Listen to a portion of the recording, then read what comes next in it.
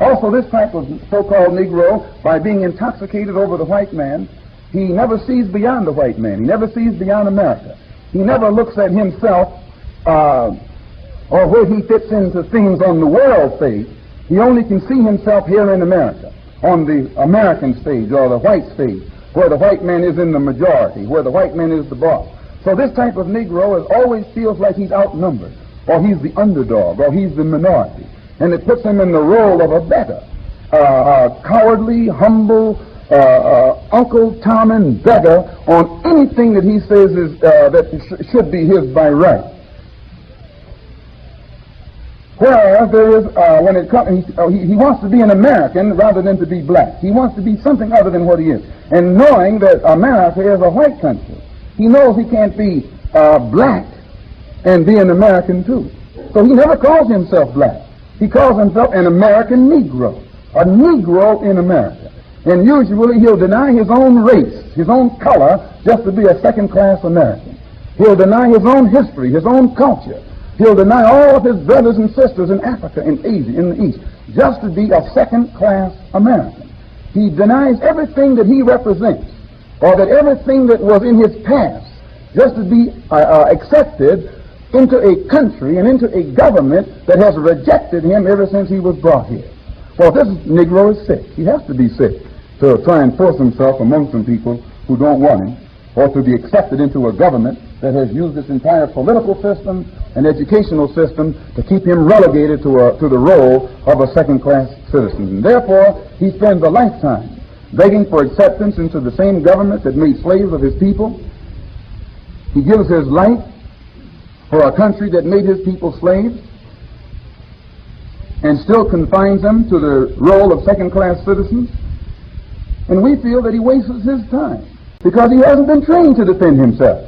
He has only been trained to open up his mouth in defense of his master. He hasn't been educated, he's been trained.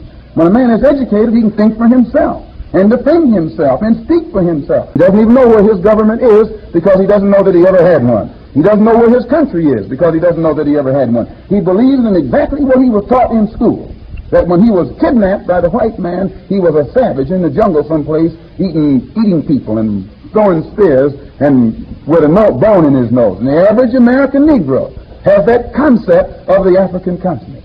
It is not his fault. This is what has been given to him by the American educational system. He doesn't realize that there were civilizations and cultures on the African continent at a time when the people in Europe were crawling around in the caves going naked.